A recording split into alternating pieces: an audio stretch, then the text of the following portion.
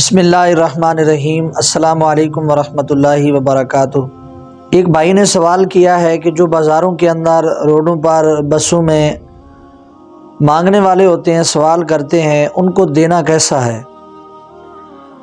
اس ضمن میں آپ کو سب سے پہلے ایک واقعہ سناتا ہوں۔ ملتان کے اندر ایک دربار ہے، شاہ رکن عالم رحمۃ اللہ علیہ۔ وہاں پہ ایک آدمی نے ایک شخص کو دیکھا جو دعا مانگنے کے لیے آیا ہوا تھا، اور اس نے اپنا ایک ہاتھ اپنے گلے کے سامنے ایک ڈول لٹکایا تھا جس کے اندر پانی تھا، اپنا ایک ہاتھ اس پانی کے اندر اس نے ڈبویا ہوا تھا، اور بڑا ہی پر اسرار وہ شخص نظر آ رہا تھا۔ جب وہ دعا سے فارغ ہوا تو دیکھنے والا اس کے قریب پہنچا اور اس نے جا کر اس سے سوال کیا کہ یہ کیا ماجرا ہے کہ تمہارے گلے کے اندر یہ پانی کا ڈول لٹکا ہوا ہے اور تم نے اس کے اندر اپنا ہاتھ ڈبویا ہوا ہے؟ تو وہ شخص پہلے تو تھوڑا سا خاموش ہوا، اور پھر اس نے کہا کہ ایک بہت بڑی پرانی اور لمبی داستان ہے۔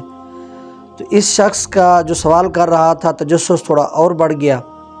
اس نے کہا کہ مجھے وہ سٹوری اور وہ کہانی جاننی ہے، اگر تم مجھے بتانا چاہو تو آپ کی بڑی مہربانی ہوگی۔ تو وہ ایک کونے میں لے جا کر اس کو بٹھایا اور اس کو اپنی کہانی اس نے سنانی شروع کر دی۔ وہ کہتا ہے کہ میں ایک دکاندار تھا، پرچون کی ایک دکان تھی، اور میں روزمرہ معمول کے مطابق اپنی دکان پر جا کر کام کیا کرتا تھا۔ تو ایک عمر رسیدہ شخص جو اس ایریے کے اندر، یعنی اس بازار کے اندر جہاں میری دکان تھی، روزانہ آتا تھا مانگنے کے لیے، اور وہ جو کچھ بھی اکٹھا کرتا تھا مانگ کر لاتا تھا۔ میری دکان کے سامنے شیڈ ایک بنا ہوا تھا، وہ وہاں پر بیٹھتا، پانی بھی پیتا، اور سائے میں بیٹھ کر وہ اپنی رقم کو ترتیب دیتا اور پھر اپنے گھر کی طرف چلا جاتا تھا۔ روز بروز ملاقات کی وجہ سے ہماری تھوڑی دوستی ہو گئی، گپ شپ ہونے لگی، اور ہم ایک دوسرے کے قریب ہوئے۔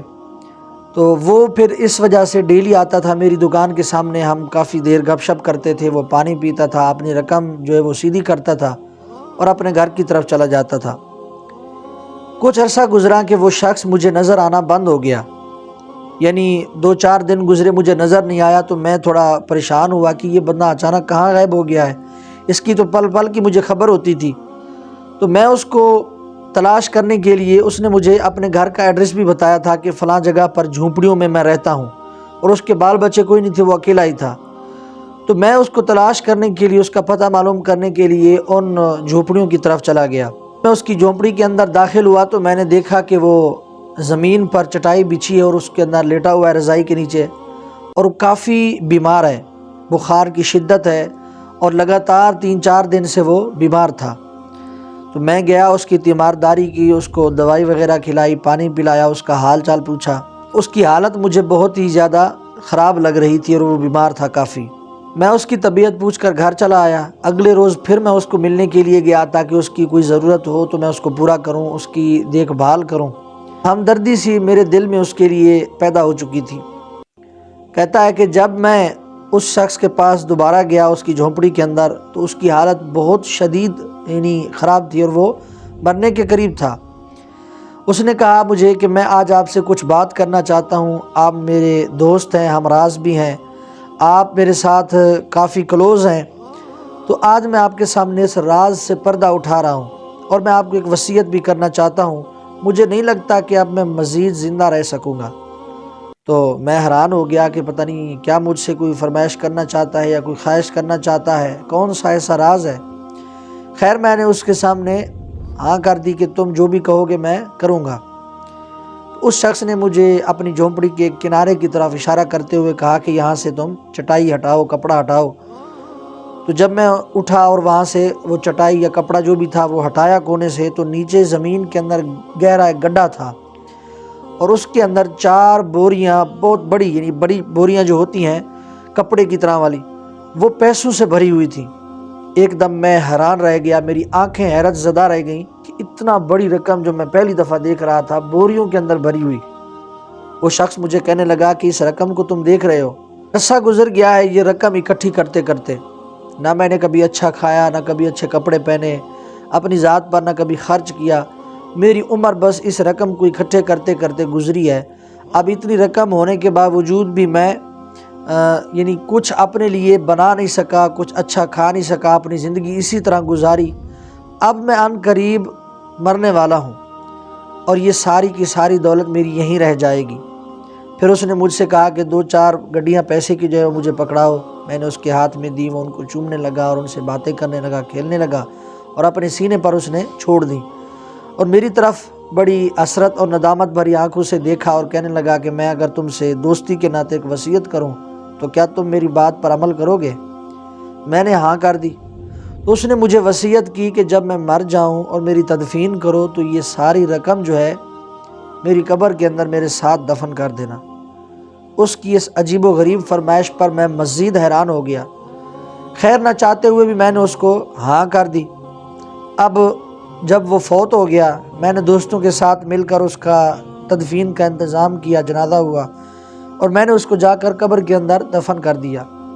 جب میرے باقی ساتھی وغیرہ چلے گئے تو اس کی وصیت پر عمل کرنے کے لیے میں نے اس کی قبر سے چند اینٹیں ہٹائیں، اور وہ جتنی بوریاں تھیں میں نے اس کی قبر کے اندر رکھ دی اور قبر کو بند کر کے واپس آ گیا، اور میں سب کچھ بھول گیا۔ کافی عرصہ گزر گیا، میں اپنے کام میں، کاروبار میں مشغول ہو گیا، اور اس واقعے کو بالکل میں دماغ سے بھلا چکا تھا۔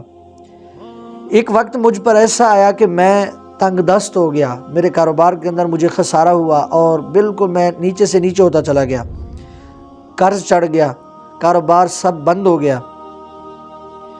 اب اس پریشانی کے عالم میں ایک دن گھر میں بیٹھا تھا تو مجھے اس دوست کی یاد آئی، اور مجھے وہ واقعہ بھی یاد آیا کہ میں نے اس کے قبر کے اندر 4 بوریاں پیسوں کی دفن کی تھی۔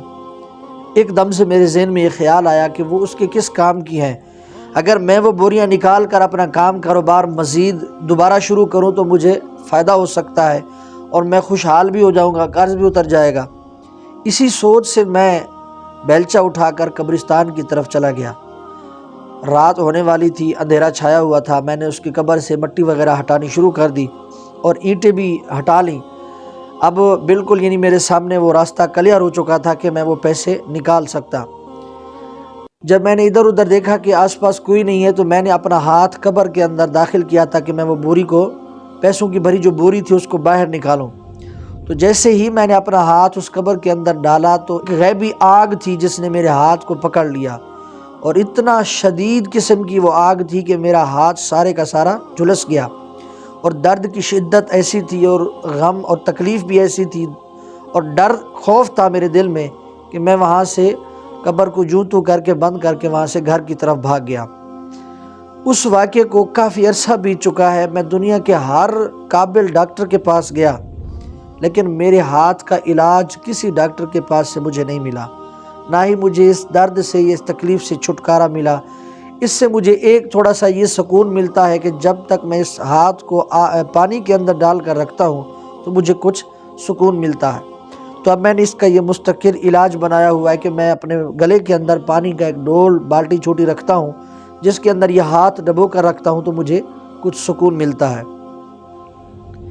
دوستو، اس واقعے سے آپ کو یہ پتہ چلا ہے کہ یہ بلا ضرورت سوال کرنا، بھیک مانگنا اور ان کو دینا، یہ کس قدر ناجائز اور حرام اور گناہ کا کام ہے۔ نبی پاک صلی اللہ تعالیٰ علیہ وآلہ وسلم کی ایک مبارک حدیث ہے، اللہ کے رسول نے قسم اٹھا کر یہ بات ارشاد فرمائی ہے کہ میں قسم اٹھا کر یہ بات کہہ سکتا ہوں کہ جو شخص بلا حاجت، بلا ضرورت لوگوں سے سوال کرتا ہے، مانگتا ہے، کبھی بھی اس کا رزق پورا نہیں ہوگا، وہ ہمیشہ مانگتا ہی رہے گا۔ ان لوگوں کو دینا اپنا رزق سمجھیں کہ ضائع کرنے کے مترادف ہے، کیونکہ بلا ضرورت جو لوگ سوال کرتے ہیں وہ حقداروں کا حق بھی ضائع کرتے ہیں۔ بلا ضرورت سوال کرنے والے اللہ کے دشمن ہیں، اللہ کو ناراض کرتے ہیں۔ تو اگر آپ کے سامنے بازار میں، بس میں، روڈ پہ اس طرح کا کوئی شخص آ جاتا ہے جو آپ کو لگتا ہے کہ صحیح ہے، تندرست ہے، محنت کر کے وہ کھا پی سکتا ہے، تو ایسے شخص کو ہرگز دینے کی اجازت نہیں ہے۔ بعض لوگ کہتے ہیں جی مانگنے والے کو نہیں دھتکارنا چاہیے، خالی نہیں موڑنا چاہیے، ایسا ویسا۔ یاد رکھیں، شریعت کا مسئلہ جو ہے وہ یہی ہے کہ ایسے لوگوں کو دینا اپنا رزق یا اپنا مال ضائع کرنا ہے۔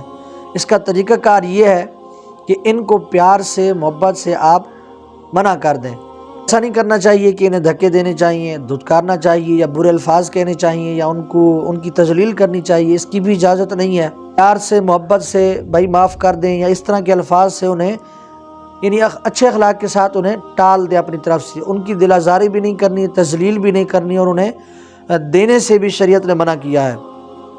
ہاں ایسا کوئی اگر شخص آپ کو نظر آ رہا ہے کہ جو واقعی آپ کو لگتا ہے کہ عمر رسیدہ ہے اور ایک کام کرنے سے قاصر ہے اور ضرورت مند ہے، کوئی بوڑھی خاتون ہے، کوئی نابینا شخص ہے، وہ آپ کی مدد کے مستحق ہیں، ان کو آپ دیں، آپ کو اجر بھی ملے گا، اور اس صدقے کی برکت سے اللہ تعالیٰ آپ کے رزق میں بھی اضافہ فرمائے گا۔